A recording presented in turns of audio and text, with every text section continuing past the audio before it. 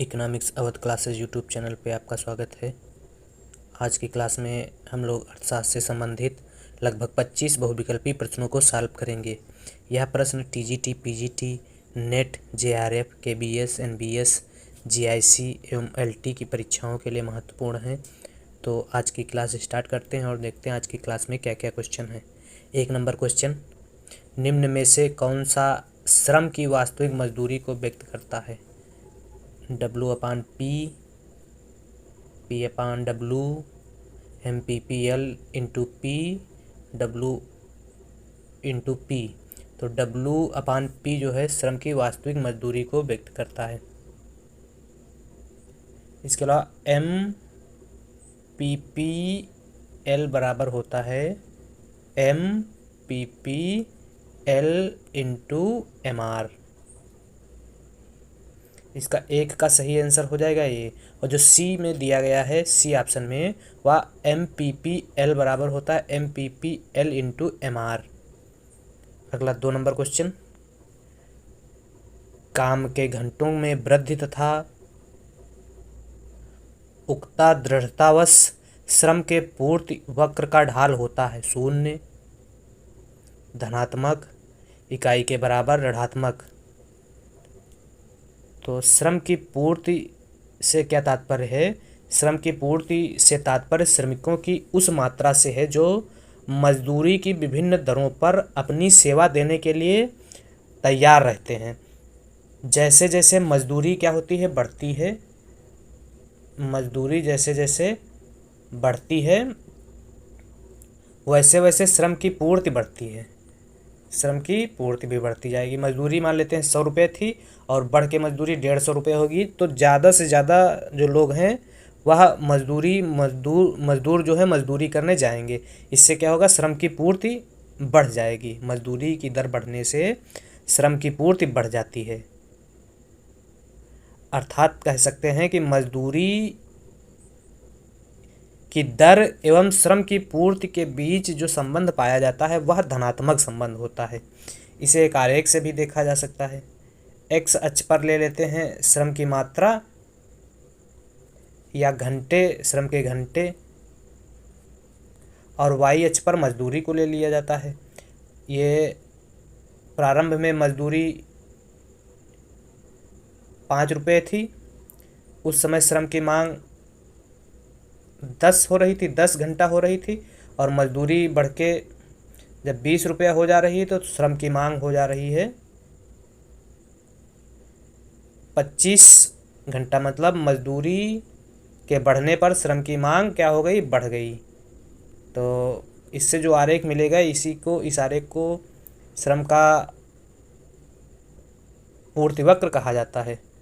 और श्रम का पूर्ति वक्र कैसा होता है? श्रम का पूर्ति वक्र धनात्मक ढाल का होता है, आरेख से दिखाया गया है। तो 2 का सही आंसर हो जाएगा बी, जिसमें क्या बताया गया है कि जैसे जैसे श्रम की पूर्ति बढ़ती है वैसे वैसे क्या होता है? मजदूरी की दर भी बढ़ती है, या कह सकते हैं मजदूरी बढ़ने पर श्रम की पूर्ति बढ़ती है। अगला, भारतीय अर्थव्यवस्था कैसी है? स्वतंत्र अर्थव्यवस्था, पूंजीवादी अर्थव्यवस्था, मिश्रित अर्थव्यवस्था, साम्यवादी अर्थव्यवस्था। तो भारत की अर्थव्यवस्था जो है वह मिश्रित अर्थव्यवस्था है। मिश्रित अर्थव्यवस्था से क्या मतलब है? ऐसी अर्थव्यवस्था जहां पूंजीवादी एवं समाजवादी दोनों प्रकार की अर्थव्यवस्थाओं का सहअस्तित्व पाया जाता है, ऐसी अर्थव्यवस्था को मिश्रित अर्थव्यवस्था कहते हैं। और भारत की अर्थव्यवस्था जो है वह मिश्रित अर्थव्यवस्था है। भारत ने 1948 में मिश्रित अर्थव्यवस्था को अपनाया था। मिश्रित अर्थव्यवस्था की विशेषताएं क्या क्या हैं, जान लेते हैं। मिश्रित अर्थव्यवस्था में आर्थिक विकास की गति जो है वह तीव्र होती है। इसके अलावा मिश्रित अर्थव्यवस्था में सरकार का निजी एवं सार्वजनिक दोनों क्षेत्रों पर पूर्ण नियंत्रण होता है। सरकार निजी क्षेत्र पर भी और सार्वजनिक क्षेत्र पर भी पूर्ण नियंत्रण करती है। इसके अलावा मिश्रित अर्थव्यवस्था में व्यक्तिगत लाभ एवं स्वामित्व का अधिकार होने के कारण उत्पादकों के लिए पर्याप्त प्रेरणा उपस्थित रहती है। मतलब मिश्रित अर्थव्यवस्था में लाभ को देखते हुए उत्पादक क्या होते हैं? प्रेरणा प्रदान करते हैं और उत्पादन बढ़ाने की कोशिश करते हैं। इसके अलावा संपूर्ण अर्थव्यवस्था का नियंत्रण एवं संचालन सरकार द्वारा सामाजिक कल्याण के उद्देश्य को ध्यान में रखते हुए किया जाता है। इस प्रकार से कहा जा सकता है कि मिश्रित अर्थव्यवस्था का उद्देश्य जो है सार्वजनिक कल्याण को प्राप्त करना भी है। और भारत की अर्थव्यवस्था कैसी है? मिश्रित अर्थव्यवस्था। सी ऑप्शन सही हो जाएगा। 3 नंबर क्वेश्चन का सही आंसर सी है। अगला 4 नंबर क्वेश्चन, आर्थिक विकास के दृष्टिकोण से भारत की गिनती होती है विकसित राष्ट्रों के रूप में, विकासशील राष्ट्रों के रूप में, पिछड़े राष्ट्रों के रूप में, अर्धविकसित राष्ट्रों के रूप में। तो आर्थिक विकास के दृष्टिकोण से भारत की गिनती विकासशील राष्ट्रों के रूप में होती है। विकासशील राष्ट्र किसे कहा जाता है? वे देश या वे राष्ट्र जो औद्योगिकरण की प्रक्रिया में हैं या कृषि प्रधान अर्थव्यवस्था पर आधारित होते हैं, ऐसे देशों को विकासशील देश की श्रेणी के अंतर्गत रखा जाता है। भारत, चीन, जापान, श्रीलंका, नेपाल विकासशील श्रेणी के एग्जाम्पल हैं, विकासशील देशों के उदाहरण हैं। इसके अलावा एक विकसित देश होते हैं या विकसित राष्ट्र होते हैं तो जिन राष्ट्रों का पूर्ण औद्योगिकरण हो चुका होता है या पूर्ण विकास हो चुका होता है, या जिन राष्ट्रों में जीवन की उच्च गुणवत्ता, विकसित अर्थव्यवस्था और कम औद्योगिक राष्ट्रों के सापेक्ष उन्नत तकनीकी अवसंरचना होती है, ऐसे देशों को विकसित देशों की श्रेणी में रखा जाता है। मतलब विकसित देशों की अर्थव्यवस्था क्या होती है? उच्च होती है, औद्योगिकरण उच्च होता है, उन्नत तकनीकी का इस्तेमाल किया जाता है, आधारभूत संरचना भी उच्च होती है। ऐसे देशों को विकसित राष्ट्र की श्रेणी में रखा जाता है। इसके अलावा अल्पविकसित राष्ट्र किसे कहते हैं? वे राष्ट्र या वे देश जहां आर्थिक विकास अपनी प्रारंभिक अवस्था में होते हैं, उनको अल्पविकसित देश कहा जाता है। या कह सकते हैं आर्थिक विकास की गति जहां बहुत मंद होती है, ऐसे देशों को अल्पविकसित देश की श्रेणी में रखा जाता है। या प्राकृतिक एवं मानवीय संसाधनों की बहुलता होने के बावजूद भी जहां आर्थिक विकास की गति धीमी हो, ऐसे देशों को अल्पविकसित देशों की श्रेणी में रखा जाता है। तो भारत की अर्थव्यवस्था जो है वह मिश्रित अर्थव्यवस्था है, लेकिन अगर आर्थिक विकास के दृष्टिकोण से भारत की गिनती की जाए तो वह विकासशील देश की श्रेणी में आता है। 4 का सही आंसर बी हो जाएगा। अगला 5 नंबर क्वेश्चन, भारतीय अर्थव्यवस्था का कौन सा क्षेत्र राष्ट्रीय उत्पाद में सबसे अधिक योगदान देता है? प्राथमिक क्षेत्र, द्वितीयक क्षेत्र, तृतीयक क्षेत्र, सार्वजनिक क्षेत्र। तो सकल राष्ट्रीय उत्पाद में सबसे अधिक योगदान जो है वह तृतीयक क्षेत्र देता है। प्राथमिक क्षेत्र 18% देता है, जिसमें कृषि, लकड़ी का उद्योग, खनन एवं विनिर्माण को शामिल खनन एवं मत्स्य पालन को शामिल किया गया है, जिसका अर्थव्यवस्था में योगदान 18% है। सेकेंड नंबर पर योगदान सेकेंड जो है वह है वित्तीय क्षेत्र या द्वितीयक क्षेत्र में विनिर्माण से संबंधित वस्तुओं को रखा जाता है, जिसका अर्थव्यवस्था में योगदान 28% है सेकेंड नंबर पे। और थर्ड नंबर पे या तृतीयक क्षेत्र में सेवाओं से संबंधित वस्तुओं को रखा जाता है, जिसका अर्थव्यवस्था में योगदान 54% के आसपास है। तो इस प्रकार से प्राथमिक क्षेत्र का योगदान 18%, द्वितीय क्षेत्र का 28% और तृतीय क्षेत्र का 54%। तो इन तीनों ऑप्शनों में 18, 28, 54 में सबसे ज़्यादा जो योगदान है तृतीय क्षेत्र का है और सबसे कम योगदान प्राथमिक क्षेत्र का है। यहाँ तृतीय क्षेत्र सबसे अधिक योगदान पूछा गया है तो तृतीय क्षेत्र हो जाएगा, और अगर सबसे कम पूछा जाता तो प्राथमिक क्षेत्र हो जाता। तो 5 का सही आंसर सी है। अगला 6 नंबर, बंद अर्थव्यवस्था वह अर्थव्यवस्था है जिसमें मुद्रास्फीति पूर्ण नियंत्रित होती है, घाटे की वित्त व्यवस्था होती है, केवल निर्यात होता है, ना तो निर्यात ना ही आयात होता है। तो बंद अर्थव्यवस्था में ना तो निर्यात होता है और ना ही आयात होता है। 6 सी सही है। अगला 7 नंबर क्वेश्चन, संरचनात्मक बेरोजगारी का कारण है कच्चे माल की कमी, अपर्याप्त उत्पादन क्षमता, भारी उद्योग की अभिन्नति, अविस्फीति की अवस्था। अपर्याप्त उत्पादन क्षमता जो है संरचनात्मक बेरोजगारी का मुख्य कारण है। तो 7 का सही आंसर बी है। 8 नंबर क्वेश्चन, वर्तमान समय में देश में किस प्रकार की बेरोजगारी की समस्या बहुत गंभीर समस्या बनी हुई है? खुली बेरोजगारी, ग्रामीण बेरोजगारी, शहरी बेरोजगारी, शिक्षित बेरोजगारी। तो वर्तमान समय में शिक्षित बेरोजगारी जो है बेरोजगारी की सबसे गंभीर समस्या है। 8 का डी आंसर सही है। बेरोजगारी के प्रकारों की अगर बात की जाए तो ऐच्छिक बेरोजगारी, अनैच्छिक बेरोजगारी, संरचनात्मक बेरोजगारी, शिक्षित बेरोजगारी, घर्षणात्मक बेरोजगारी, मौसमी, चक्रीय, शहरी और ग्रामीण बेरोजगारी पाई जाती है। ऐच्छिक बेरोजगारी किसे कहते हैं?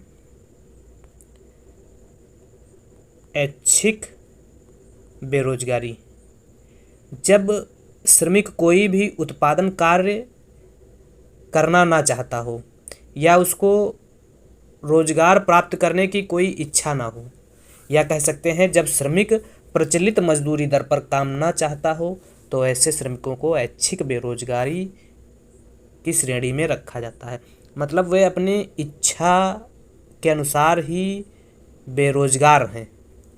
इसके अलावा अनैच्छिक बेरोजगारी जब अर्थव्यवस्था में श्रमिक चालू मजदूरी दर पर कार्य करने का इच्छुक हो पर उसे कार्य ना मिल रहा हो, ऐसे लोगों को अनैच्छिक बेरोजगारी कहा जाता है। मतलब उनकी इच्छा नहीं है बेरोजगार होने की, लेकिन उनको कार्य नहीं मिल रहा इसलिए वह बेरोजगार हैं। तो ऐसे श्रमिकों को या ऐसे बेरोजगारों को अनैच्छिक बेरोजगारी की श्रेणी में रखा जाता है। संरचनात्मक बेरोजगारी किसे कहते हैं? औद्योगिक क्षेत्र में संरचनात्मक परिवर्तन के परिणाम स्वरूप उत्पन्न होने वाली बेरोजगारी को संरचनात्मक बेरोजगारी कहते हैं। संरचनात्मक बेरोजगारी दीर्घकालीन प्रवृत्ति की होती है और भारत में पाई जाने वाली बेरोजगारी संरचनात्मक बेरोजगारी कहलाती है। छिपी बेरोजगारी क्या है? काम में लगे श्रमिकों की सीमांत उत्पादकता जब शून्य होती है तो ऐसे श्रमिकों की बेरोजगारी को छिपी बेरोजगारी की श्रेणी में रखा जाता है। कृषि में पाई जाने वाली बेरोजगारी छिपी बेरोजगारी होती है। इसके अलावा शिक्षित बेरोजगारी, घर्षणात्मक बेरोजगारी जो है बाजार की दशाओं से उत्पन्न होता है, अर्थात कह सकते हैं मांग एवं पूर्ति की दशाओं से उत्पन्न होने वाली बेरोजगारी को घर्षणात्मक बेरोजगारी कहते हैं। मौसमी बेरोजगारी ग्रामीण क्षेत्रों में जब मौसम के हिसाब से व्यक्ति को रोजगार मिलता है और बाकी बेरोजगार रहता है, तो ऐसी बेरोजगारी को मौसमी बेरोजगारी कहा जाता है।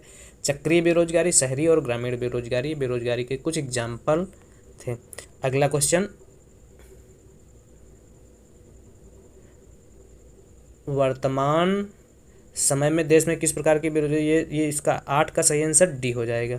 अगला 9 नंबर क्वेश्चन, भारत में बेरोजगारी के आंकड़े एकत्रित एवं प्रकाशित करता है नीति आयोग, वित्त आयोग, NSSO, UNO।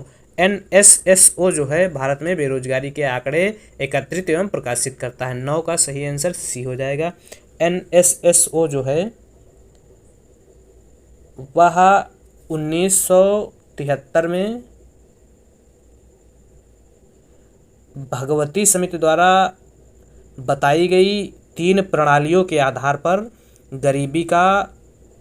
बेरोजगारी का जो है आंकड़े एकत्रित करती है। वह 3 प्रणालियाँ कौन कौन सी हैं? सामान्य स्थिति बेरोजगारी, चालू साप्ताहिक बेरोजगारी और दैनिक बेरोजगारी। सामान्य, चालू और दैनिक बेरोजगारी के आधार पर NSSO द्वारा बेरोजगारी का अनुमान लगाया जाता है और इन प्रणालियों की जो अवधारणा है वह 1973 में भगवती समिति द्वारा दी गई थी। तो 9 का सही आंसर सी है। अगला 10 नंबर, भारत में अधिकतर बेरोजगारी होती है संरचनात्मक बेरोजगारी, चक्रीय, घर्षणात्मक, तकनीकी। तो भारत की अधिकतर बेरोजगारी जो है वह संरचनात्मक बेरोजगारी है। 10 ए सही है। 11, भारत में बेरोजगारी की किस्म पाई जाती है?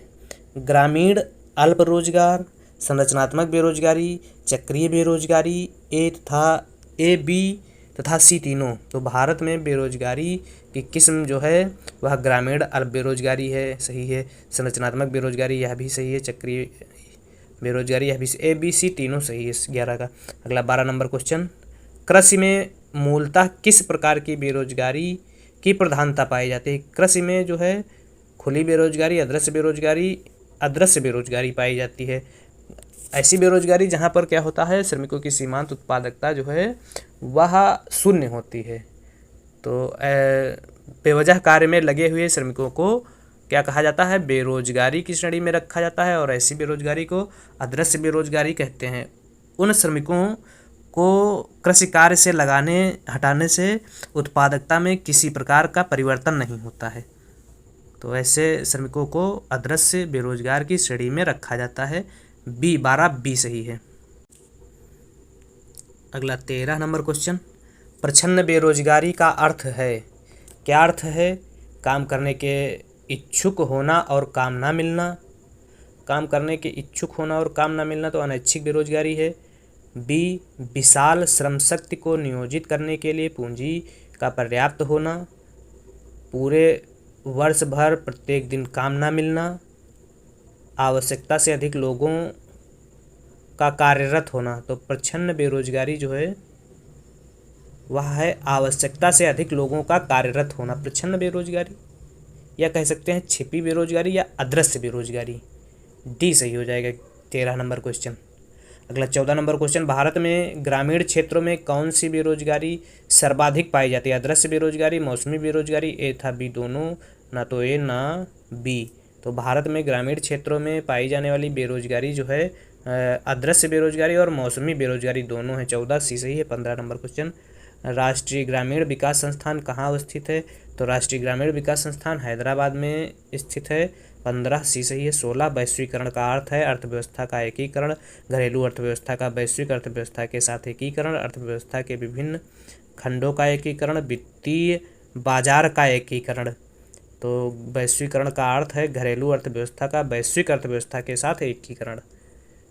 16 बी सही है। 17 नंबर क्वेश्चन, किस राज्य को अत्यधिक कुपोषण के कारण भारत का इथोपिया कहा जाता है? बिहार, झारखंड, मध्य प्रदेश, उड़ीसा। तो मध्य प्रदेश को अत्यधिक कुपोषण के कारण भारत का इथोपिया कहा जाता है। पोषक तत्वों के सेवन में कमी या अधिकता ही कुपोषण को बताता है। कुपोषण के लक्षण की अगर बात की जाए तो शरीर की वृद्धि रुक जाती है, वजन कम हो जाता है, मांसपेशियां ढीली हो जाती हैं और सिकुड़ने लगती हैं तथा मन में उत्साह का अभाव और चिड़चिड़ापन हो जाता है। किससे? कुपोषण की बीमारी होने से। और भारत में 5.6 करोड़ बच्चे जो है कुपोषण का शिकार हैं। तो डी सी सही है 17 का। अगला 18 number question, world development report किसका वार्षिक प्रकाशन है? तो वर्ल्ड डेवलपमेंट रिपोर्ट जो है विश्व बैंक या IBRD का वार्षिक प्रकाशन है। विश्व बैंक या IBRD, ए ऑप्शन सही है 18 का। 19 नंबर क्वेश्चन, मानव विकास सूचकांक का आधार क्या है? शिक्षा, स्वास्थ्य और जीवन प्रत्याशा। मानव विकास सूचकांक का जो आधार है वह शिक्षा, स्वास्थ्य और जीवन प्रत्याशा है। 1980 में UNDP द्वारा मानव विकास सूचकांक को सर्वप्रथम जारी किया गया था, जिसके निर्माणकर्ता पाकिस्तानी अर्थशास्त्री महबूब उल हक एवं भारत के अमर्त्य सेन हैं। अगला 20 नंबर क्वेश्चन, राज्य स्तरीय मानव विकास रिपोर्ट जारी करने वाला प्रथम स्थान है केरल का, राजस्थान, MP, UP। तो MP का है, मध्य प्रदेश का। अगला 21 नंबर क्वेश्चन, संयुक्त राष्ट्र विकास कार्यक्रम की मानव विकास रिपोर्ट के तर्ज पर भारत की पहली मानव रिपोर्ट कब जारी की गई थी? तो संयुक्त राष्ट्र विकास UNDP की जो पहली मानव विकास रिपोर्ट है वह 1990 में जारी की गई थी, और इसी के आधार पर भारत में जो पहली रिपोर्ट है वह अप्रैल 2002 में जारी की गई थी। तो अप्रैल 2002 बी ऑप्शन में है। अगला चित्र में प्रदर्शित है। तो चित्र में D0 से डी डिमांड 0 से डिमांड 1 की तरफ अगर बढ़ा जाएगा तो यह मांग में कमी कहलाएगा, और अगर इधर से D1 से D0 की तरफ जाया जाए तो यह मांग में वृद्धि कहलाएगा। मांग में कमी है सी ऑप्शन में। अगला, मुद्रा के आय सिद्धांत का प्रतिपादन किया। Fisher, Pigou, Marshall, Keynes. तो मुद्रा के आय सिद्धांत का प्रतिपादन कीन्स द्वारा किया गया था। 23 डी सही है। अगला 24 नंबर, कौन विनिमय नियंत्रण का उद्देश्य नहीं है? राशिपातन, अधिमूल्यन, अवमूल्यन, औद्योगिक संरक्षण। तो राशिपातन जो है विनिमय नियंत्रण का उद्देश्य नहीं है, बाकी अधिमूल्यन, अवमूल्यन, औद्योगिक संरक्षण जो है विनिमय नियंत्रण के उद्देश्य हैं। 24 ए सही है।